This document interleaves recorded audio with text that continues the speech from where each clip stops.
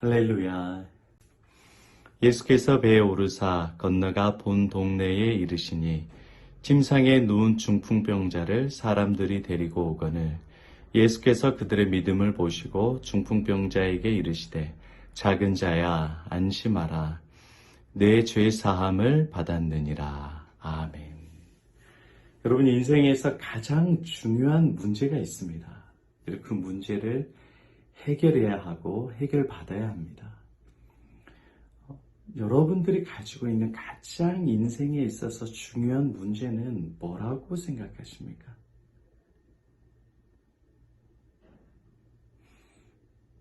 여러분의 인생의 가장 중요한 문제가 무엇인지를 알고 그리고 그 문제에 대한 해답을 분명히 발견하고 그래서 하나님께서 주시는 평안과 기쁨이 넘치는 저와 여러분 되시기를 축복합니다.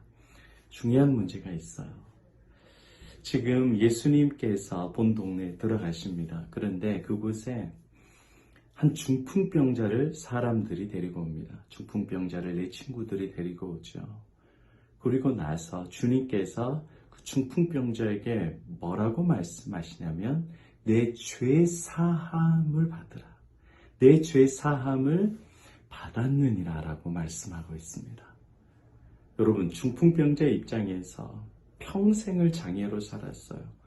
평생을 병을 앓아왔습니다.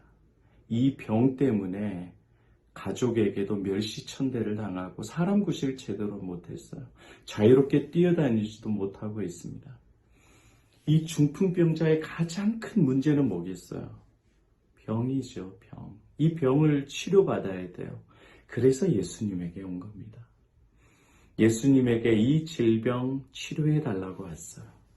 주님 만나면 병 고쳐지니까, 죽은 자도 살아나니까 이 병이 제일 큰 문제고 이 병만 치료되면 자기 인생은 살만한 거예요.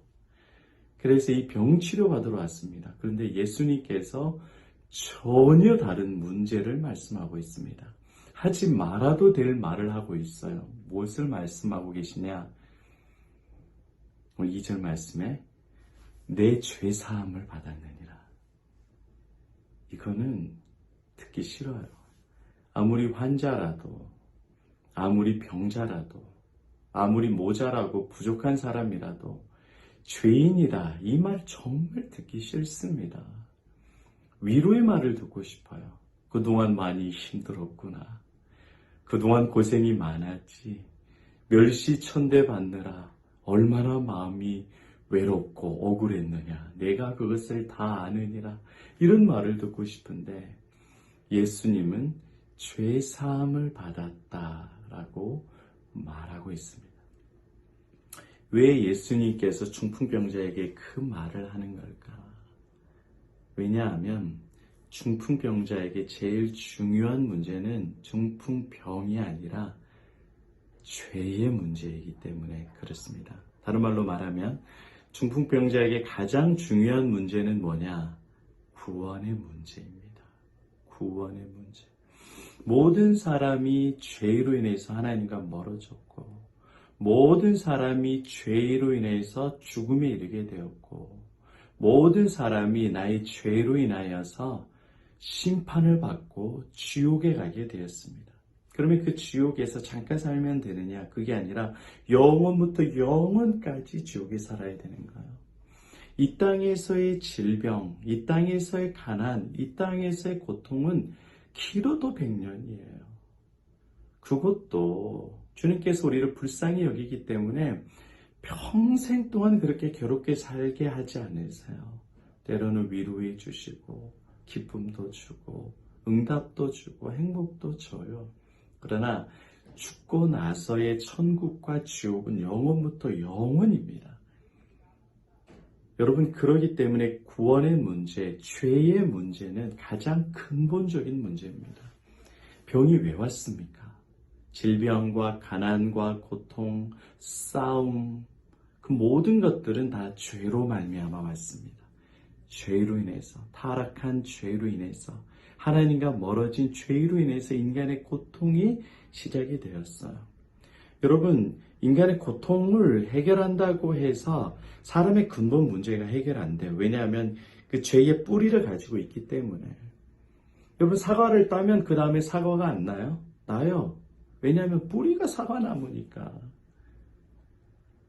죄의 문제를 해결해야 됩니다. 그래서 예수님께서는 이 중풍병자의 가장 중요한 문제인 죄 문제를 해결해 주시는 겁니다. 구원의 문제를 해결해 주시는 거예요. 여러분, 예수님은 전능하시기 때문에 어떤 죄인도 용서해 주시고 구원해 주십니다. 예수님께서는 이 죄의 문제를 해결하기 위해서 우리의 죄를 대신해서 예수님이 십자가에서 죽으셨습니다. 죄는 그냥 없어져라 해서 없어지는 게 아니에요. 희생이 필요하고 대가가 필요합니다. 아무 죄 없으신 하나님이신 어린 양 예수 그리스도께서 나의 죄를 대신해서 십자가에 죽으셨습니다. 이 예수의 공로, 이 예수 그리스도를 믿을 때에 우리의 죄의 문제가 없어지는 거예요. 여러분, 죄 용서받은 삶이 가장 행복한 삶입니다. 이 땅에서 돈 많고 권력 있고 잘 먹고 사람 대우받고 행복하면 뭐예요? 죽고 나서 영원한 심판에 이르게 된다면 그거는 곧 행복이 아니라 고통이고 끔찍한 겁니다.